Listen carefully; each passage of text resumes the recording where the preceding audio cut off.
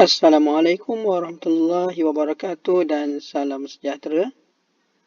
Bertemu saya lagi di channel YouTube di mana pada kali ini saya akan menerangkan tentang bab 2 iaitu perakaunan pendapatan negara. Kali ini saya akan fokuskan kepada konsep-konsep yang terdapat dalam perakaunan pendapatan negara. Kita teruskan dengan konsep yang pertama iaitu pendapatan negara, di mana pendapatan negara ini merupakan pemboleh ubah ekonomi yang keempat. Pendapatan negara merupakan jumlah nilai semua barang dan perkhidmatan akhir yang dikeluarkan dalam sebuah negara untuk suatu tempoh masa tertentu, biasanya setahun. Pendapatan negara diukur dengan wang kerana amat sukar untuk kita mengira nilai barang yang terlalu banyak dalam ekonomi sekiranya ia dikira berdasarkan unit fizikal iaitu kuantiti. Jadi dalam definisi diharap pelajar jangan lupa untuk meletakkan perkataan nilai kerana ia akan merujuk kepada jumlah wang berbanding sekiranya tiada nilai yang merujuk pada jumlah kuantiti barang. Jadi dalam definisi ada perkataan barang akhir.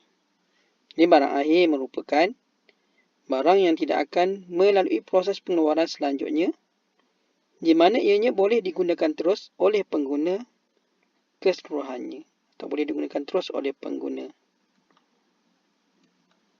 Konsep yang kedua adalah keluaran dalam negara kasar ataupun KDNK.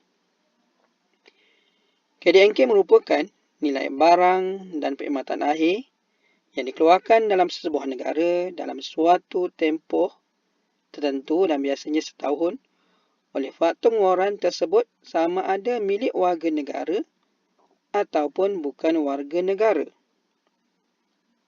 Seperti mana kita tahu, ramai pekerja asing atau rakyat negara lain yang datang ke Malaysia untuk bekerja. Jadi, pekerja asing ini menyumbang kepada keluaran negara. Jadi, KDNK hanya mengambil kira nilai barang dan perkhidmatan akhir yang dikeluarkan dalam Malaysia tanpa mengambil kira sama ada faktor pengeluaran tersebut iaitu buruh atau pemodal ia milik warga negara Malaysia ataupun milik warga negara lain. Janji dikeluarkan dalam Malaysia, tak kira faktor pengeluaran tersebut milik warga negara Malaysia ataupun milik warga negara asing. Itu adalah KDNK. Yang ketiga, keluaran negara kasar ataupun KNK, di mana KNK merupakan nilai barang dan perkhidmatan akhir yang dikeluarkan dalam tempoh tertentu, biasanya setahun, oleh semua faktor pengeluaran milik negara itu sahaja, sama ada ia berada di dalam ataupun di luar negara. Kita dapati ada rakyat ataupun warga negara Malaysia yang bekerja ataupun firma Malaysia yang melabur di luar negara. Jadi, KNK hanya mengambil kira nilai barang dan perkhidmatan akhir yang dikeluarkan oleh faktor pengeluaran milik warga negara Malaysia sahaja. Tidak kira sama ada dia berada di dalam Malaysia ataupun di luar negara. Itu yang ketiga. Seterusnya, perbezaan di antara KDNK dengan KNK ialah disebabkan oleh pendapatan faktor bersih luar negeri ataupun PFPLN. Di mana PFPLN merupakan perbezaan antara jumlah penerimaan pendapatan faktor dari luar negeri dengan jumlah pembayaran faktor ke luar negeri. Penerimaan faktor dari luar negeri merupakan pendapatan yang diterima oleh faktor-faktor pengeluaran milik sebuah negara yang bekerja di luar negara. Contoh upah warga negara yang bekerja di luar negara ataupun pelaburan yang dilakukan oleh Petronas di luar negara. Ada rakyat Malaysia atau warga negara Malaysia yang bekerja di Singapura, di Brunei ataupun ada firma Malaysia yang melabur di Laos. Jadi mereka akan mendapat pendapatan ataupun keuntungan. Dan pendapatan dan keuntungan tadi akan dihantar balik ke Malaysia. So ini merupakan penerimaan faktur dari luar negeri. Manakala pembayaran faktur ke luar negeri, iaitu pembayaran pendapatan yang dibuat kepada faktur-faktur pengeluaran negara asing yang bekerja dalam negara tersebut. Sebagai contoh, upah pekerja asing yang bekerja di Malaysia dan juga pelaburan asing yang melabur atau pelabur asing yang datang melabur dalam Malaysia.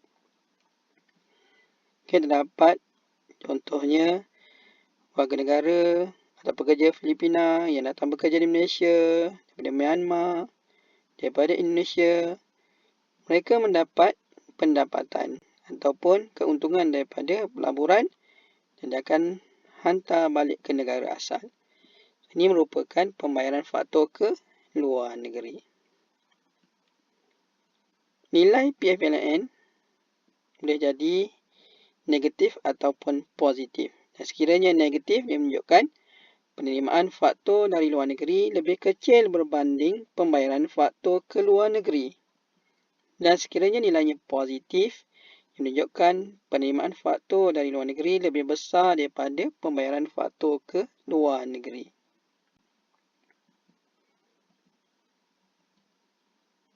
Terdapat satu lagi konsep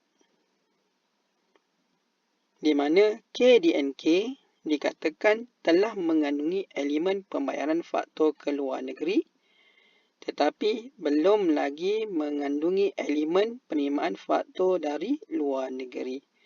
Jadi K dan K seperti mana kita tahu tadi, ia hanya mengambil kira nilai barang dan permintaan akhir yang dihasilkan dalam negara tanpa mengambil kira sama ada faktur pengeluaran tersebut warga negara mana.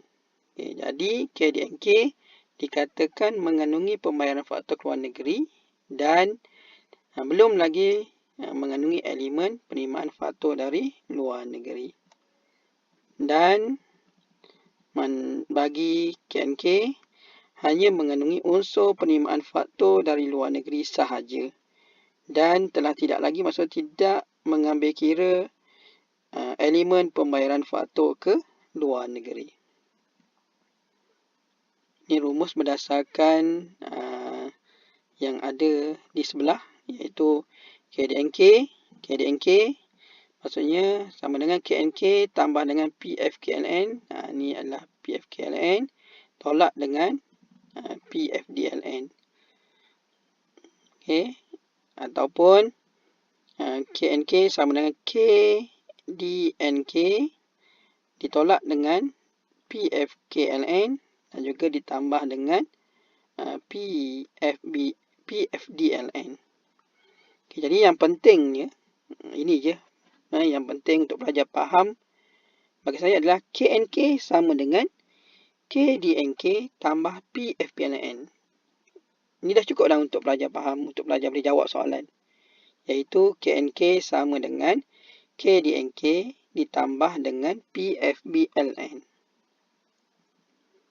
Jika nilai PFBLN bernilai negatif, maka K dan K akan lebih besar daripada K dan K. Dan sebaliknya, jika nilai PFBLN bernilai positif, maka K dan K akan lebih besar daripada K dan K. Contoh, katakanlah K dan K 100 juta dan PFBLN positif 10 juta. Maka K dan K sama dengan K dan K tambah PFPLN. Jadi K dan K sama dengan 100 tambah 10. Jadi K dan K sama dengan 110 juta. Didapati K dan K 110 juta lebih besar daripada K dan K 100 juta. Dan jika nilai PFBLN bernilai negatif iaitu negatif 10 juta, K dan K 100 juta. Ini masih lagi formula yang sama. K dan K sama dengan K dan K tambah PFBLN. maka KNK sama dengan 100 tolak 10. So, dapat KNK 90 juta. Jadi, didapati K di NK lebih besar daripada KNK. K di NK 100 juta lebih besar daripada KNK 90 juta. Okey, kita teruskan dengan konsep yang keempat, iaitu keluaran negara bersih. Keluaran negara bersih merupakan nilai keseluruhan barang dan perkhidmatan akhir yang dihasilkan oleh faktor pengeluaran milik sebuah negara dalam tempoh setahun setelah ditolak dengan perbelanjaan untuk susut nilai. Ia juga dikenali sebagai pendapatan negara. Maksudnya KNB ini nanti KNBKF merupakan pendapatan negara yang menunjukkan daya pengeluaran dan keluaran negara yang sebenarnya. Jadi KNB sama dengan KNK tolak susut nilai. Jadi yang membezakan KNK dan KNB adalah susut nilai. Jadi susut nilai ialah kemerosotan nilai bagi barang modal yang digunakan dalam proses pengeluaran. Itu kemerosotan nilai barang modal. Konsep yang kelima, kita akan tengok dari segi harga pasar dan kos faktor. Kita tengok perbezaan di antara harga pasar dan kos faktor. Di mana keluaran negara harga pasar merujuk pada nilai keluaran negara dikira berdasarkan harga yang terdapat di pasaran. Manakala keluaran negara harga faktor adalah nilai keluaran negara dikira berdasarkan kos atau harga faktor-faktor pengeluaran yang digunakan dalam proses pengeluaran atau pada peringkat pengeluaran. Jadi harga pasaran adalah harga barang akhir dan perkhidmatan yang dijual di pasaran. Maka harga tersebut dipengaruhi oleh elemen cukai tak langsung tetapi tidak dipengaruhi oleh subsidi. Maksudnya harga di pasaran telah termasuk atau telah dikenakan cukai tak langsung dan telah menolak elemen subsidi. Manakala harga faktor ataupun kos faktor ialah harga barang akhir ataupun perkhidmatan yang dinilai mengikut harga yang dibayar oleh pengeluar kepada pemilik faktor-faktor pengeluaran. Maka harga tersebut dipengaruhi oleh subsidi tapi tidak dipengaruhi oleh elemen cukai tak langsung. Bermaksud harga di kilang kita katakan lebih murah kerana belum dikenakan cukai dan termasuk subsidi yang diberi oleh kerajaan. Jadi perbezaan antara harga pasar dan kos faktor adalah cukai tak langsung dan subsidi. Di mana cukai tak langsung adalah cukai yang boleh dipindahkan kepada orang lain. Contoh cukai tak langsung ni cukai jualan, cukai perkhidmatan, duty ekspor, duty import. Maka cukai ini akan menyebabkan harga akan meningkat. Apabila KDNK, KNK dan KNB dinilai pada harga pasaran, maka cukai tak langsung diambil kira ataupun akan dicampurkan. Manakala subsidi merupakan bantuan kerajaan kepada pengeluar, di mana subsidi akan mengurangkan kos pengeluaran firma, seterusnya harga barang akan lebih rendah. Apabila KDNK, KNK dan KNB dinilai pada harga faktor, maka subsidi akan diambil kira dan akan dicampurkan atau ditambah. Secara rumus, bagi mengira keluaran negara harga pasar, keluaran negara kos faktor perlu dicampur atau ditambah dengan cukai tak langsung dan ditolak dengan subsidi. Manakala jika keluaran negara kos faktor di mana keluaran negara harga pasar perlu ditolak dengan cukai tak langsung dan tambah subsidi.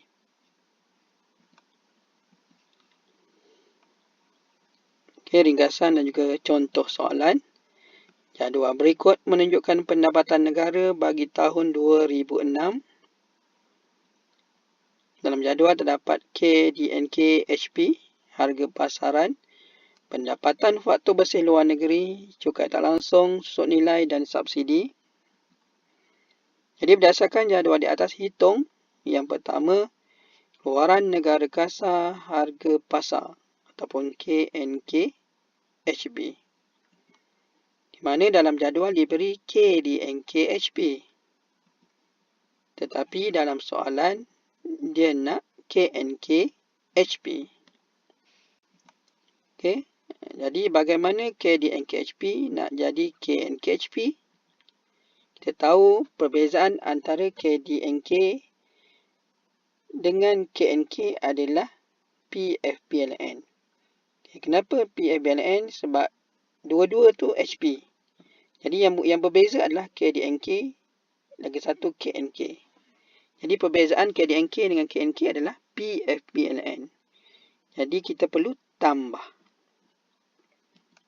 Jadi kita kira KNKHB sama dengan KDNKHB ditambah dengan PFPLN. Di mana 54,000 tambah dengan 6,700, maka kita dapat 61,200 juta. Jangan tinggal unit RM dan juta. Yang kedua, soalan kedua, keluaran negara kasar kos faktor KNKKF. Okey, jadi kita gunakan jawapan bagi soalan nombor 1 untuk kita kira soalan yang kedua. Boleh tak kalau kita nak kira soalan nombor 2 guna KDNKHB? Boleh juga. Cuma jalan dia akan lebih panjang. Jadi KNKHB nak jadi KNKKF. So apa yang beza antara dua? KNK sama-sama KNK. Yang berbeza adalah yang satu tu HP dan satu lagi KF. Jadi yang membezakan HP dan KF tadi adalah cukai tak langsung dan subsidi. Jadi harga pasar nak jadi kos faktor, maka kita perlu tolak cukai tak langsung dan tambah subsidi. Jadi KNKKF sama dengan KNKHB ditolak dengan cukai tak langsung dan ditambah dengan subsidi. Maka kita ambil nilai KNKHB pada soalan 1 ditolak dengan cukai tak langsung 5,300 dan ditambah dengan subsidi 1,000. Maka kita dapat 56,900 juta. Okey, seterusnya keluaran negara bersih KNBKF. Okey, tadi KNKKF. Sekarang KNBKF. So apa yang beza? KF sama-sama KF. Yang berbeza satu KNK, satu KNB. So itu yang beza. Maka perbezaan KNK dengan KNB tadi disebabkan oleh susut nilai. Jadi kita perlu tolak susut nilai daripada KNKKF. Jadi KNBKF sama dengan KNKKF ditolak dengan susut nilai. Jadi kita ambil jawapan yang kedua tadi, KNKKF 56,900 ditolak dengan susut nilai 4,300. Maka kita dapat 52,600 juta. So KNBKF ni adalah pendapatan negara. Okey, kita teruskan. Dan konsep seterusnya iaitu pendapatan negara nominal dan pendapatan negara benar. So, kita tengoklah nominal dan benar. Pendapatan negara nominal. Pendapatan negara nominal merujuk kepada jumlah pendapatan negara yang dikira berdasarkan harga pada tahun itu, atau lebih dikenali sebagai harga pada tahun semasa. So nominal semasa sebenar. Ia dipengaruhi oleh perubahan dalam kuantiti keluaran dan juga perubahan dalam tingkat harga umum, iaitu harga. Manakala pendapatan negara benar, iaitu pendapatan negara benar merujuk kepada jumlah pendapatan negara yang dikira berdasarkan harga tetap atau lebih dikenali sebagai harga pada satu tahun asas. Di mana tahun asas adalah satu tahun yang dipilih sebagai asas perbandingan bagi perubahan tingkat harga umum. Jadi, untuk pendapatan negara benar, Ia tidak dipengaruhi oleh perubahan dalam tingkat harga umum melalui masa dan ia hanya dipengaruhi oleh perubahan dalam jumlah keluaran. Sebab tu kita dapati pendapatan negara nominal lebih besar daripada pendapatan negara benar, kerana pendapatan negara nominal dia mengambil kira perubahan dalam jumlah kuantiti, sama ada dia meningkat ataupun berkurang, dan juga mengambil kira perubahan dalam tingkat harga umum. Dan sekiranya harga meningkat, kuantiti meningkat, maka pendapatan negara juga akan meningkat. Jadi perbezaan antara nominal dengan benar tadi disebabkan oleh harga pada tahun asas iaitu HP 0 dan juga harga pada tahun semasa HP 1. Jadi cara mengira benar dan nominal. KNK benar sama dengan HP 0 bahagi dengan HP 1 darab KNK nominal, di mana HP 0 adalah indeks harga pengguna tahun asas dan HP 1 adalah indeks harga pengguna tahun semasa. Jadi sebagai contoh, diberi dalam jadual untuk tahun 2016, HP adalah 120 dan KNK nominal ialah 850 juta. Jadi kita masukkan dalam formula hitung KNK benar pada tahun 2016. Itu KNK benar sama dengan HP 0 bagi HP 1 darab KNK nominal. Di mana kita tahu HP 0 adalah tahun asas. Tahun asas ni nilai dia adalah 100. Kalau dia tak beritahu apa-apa, maksudnya nilai 100. Kecuali dia beritahu nilai dia bukan 100, barulah dia bukan nilai 100. Tapi kalau dia tak beritahu ataupun kita tengok dalam data 100, maka dia adalah HP tahun asas. Mana 100 bahagi dengan indeks harga pengguna tahun semasa iaitu tahun 2016 iaitu 120 darab dengan KNK nominal iaitu 850. Maka kita dapat jawapannya KNK benar adalah RM 708.33 juta. Jadi biasa dalam ekonomi ada unit, jangan tinggallah RM dan juta, dan jawapan adalah dalam 2 titik perpuluhan. Juga soalan boleh minta kita kira KNK nominal, maksudnya data bagi KNK nominal, data bagi KNK benar dia suruh kira KNK nominal. So dia terbaliklah, iaitu KNK nominal sama dengan HP 1 bagi HP 0 darab dengan KNK benar. Okay, kita tengok dari segi kesimpulan untuk konsep-konsep yang kita tengok tadi. Macam mana KNK HP nak jadi KNK HF? So, apa yang beza? KDNK sama-sama KDNK, yang beza HP dan HF. Maka kita tahu beza antara HP dan HF disebabkan oleh cukai tak langsung dan subsidi. Okay, kalau KDNK HF nak jadi KNK HF. HF ataupun KF, di mana KDNK dengan KNK, HF dah sama. Jadi, so beza antara KDNK dengan KNK adalah PFBLN. Okay, ini pula KDNK HP dengan KNK HP. HP sama. Yang beza adalah satu KDNK, satu KNK. Jadi, beza antara KDNK dengan KNK adalah juga PFBLN. Okay, lagi KDNK-HF nak jadi KNK-HP. Di mana satu KDNK, satu KNK. Itu dah beza. Lagi satu, yang tu HF, yang tu HP. Juga berbeza. Jadi kat sini, dia terlibat KDNK dengan KNK disebabkan oleh PFBLN. Dan HF dengan HP atau KF dengan HP adalah CTL, cukai tak langsung dan subsidi. Seterusnya, macam mana pula kalau KNK HF atau KF nak jadi KNB HF? Jadi HF sama-sama HF dah. Yang beza satu KNK, satu KNB. Kita tahu beza antara KNK dengan KNB adalah susut nilai. Kemudian, ini pula KNK HP nak jadi KNB HP. Okay, HP dah sama-sama HP dah. Jadi yang beza adalah KNK dengan KNB. Jadi, beza antara KNK dan KNB adalah juga susun nilai. Okey, supaya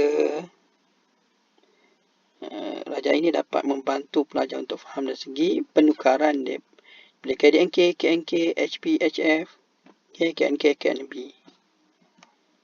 Dan yang terakhir, KNK, HP ke KNB, HF. Jadi, KNK, KNB itu yang beza dan HP ke HF juga berbeza. Jadi, KNK dengan KNB kita perlu tolak usul nilai dan HP, HF, maka kita perlu menggunakan CTL dan subsidi. Okay, kita teruskan dengan konsep yang seterusnya, iaitu pendapatan per kapita. Pendapatan per kapita merujuk pada pendapatan purata bagi setiap penduduk sebuah negara dalam tempoh masa setahun. Rumus iaitu pendapatan negara bahagi dengan jumlah penduduk pada tahun semasa. Pendapatan negara ataupun KNBKF bahagi dengan jumlah penduduk pada tahun semasa. Dan kalau ada yang benar, kita akan lebih prefer kepada yang benar, iaitu pendapatan negara benar bagi jumlah penduduk pada tahun semasa. Jadi nilai pendapatan per kapita ni tak ada juta.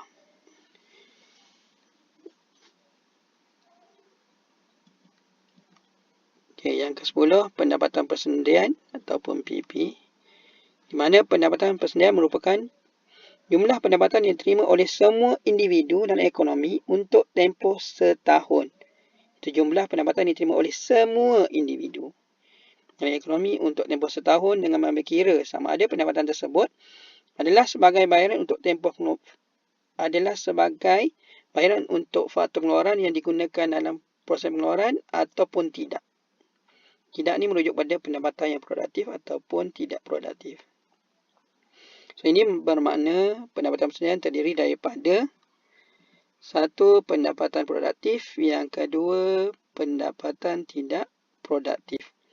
Pendapatan produktif terdiri pada pendapatan faktor pengeluaran iaitu bayaran atas faktor pengeluaran yang digunakan dalam proses pengeluaran, contohnya gaji bagi buruh dan sewa bagi tanah. Manakala pendapatan bukan faktor merupakan pendapatan diterima oleh individu tanpa melibatkan dirinya dalam suatu proses pengeluaran tertentu. Okey, contohnya pencen, beasiswa, bunga atas pinjaman kerajaan dan bunga atas pinjaman pengguna. Okey, pendapatan persendirian ni juga boleh dikira dengan menjumlahkan atau kita tambahkan ada 6 item.